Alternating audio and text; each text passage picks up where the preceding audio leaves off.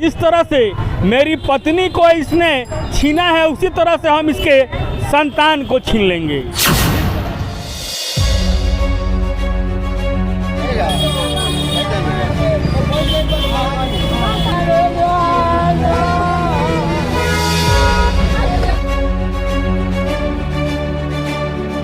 जिस तरह से हमारे एकलौती पत्नी को इसने हमसे अलग किया है उसी तरह से हम इसके एकलौती संतान को अलग कर देंगे।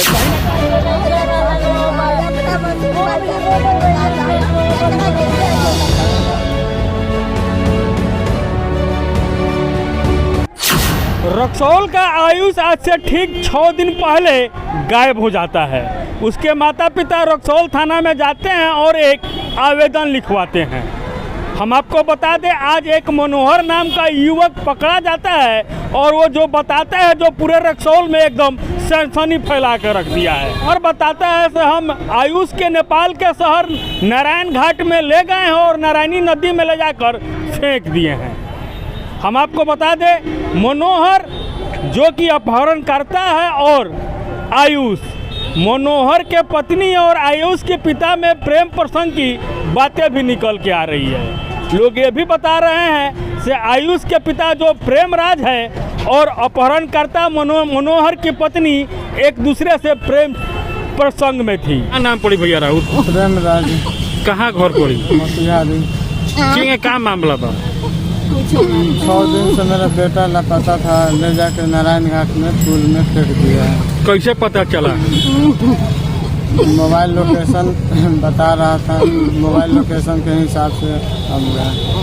जो फेंका है उसका नाम क्या है? मनोहर साहब। उसको कैसे आपका बच्चा पहचानता है?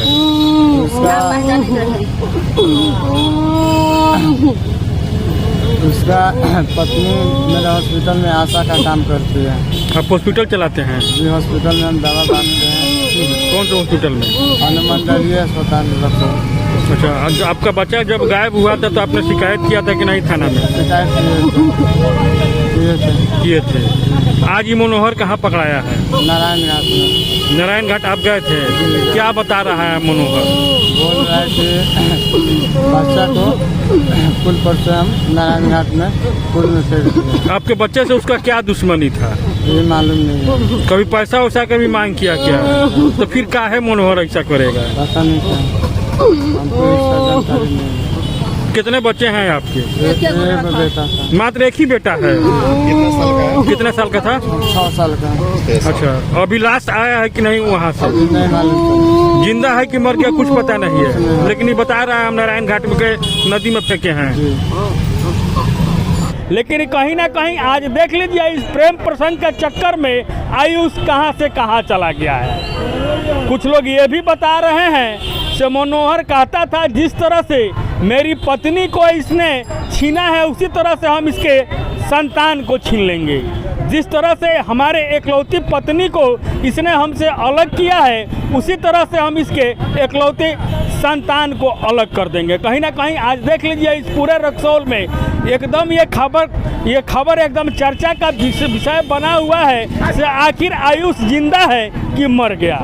नारायण घाट के नारायणी नदी से क्या कोई बच्चा जिंदा निकल के आएगा? फिलहाल चौकियारी पंचायत के मुखिया क्या कहते हैं हम आपको सुना रहे हैं। आप ही के पंचायत का एक मामला आया है, बताया जा रहा है आप ही के पंचायत का कोई मनोहर है, एक बच्चे को ले जाकर नारायण घाट नदी में फेंक दिया है।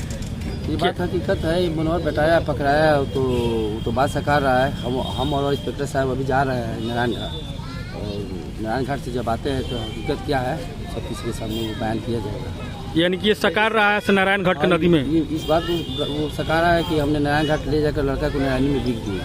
बच्चा जीवित है या? हम इसका तो अभी प्रकाश में कोई बात नहीं आया, हम लोग के जाने के बाद ही इसका बात आएगा सामने। लेकिन सुनने में आ रहा है, बोल रहा है कि बोरा में कस के फेंके हैं। नहीं, बोरा में कस के नहीं बिका, बोरा की ढकेल दिए, धक्का दी जाए पीछे से। इस बच्चे के इसके क्या दुश्मनी है?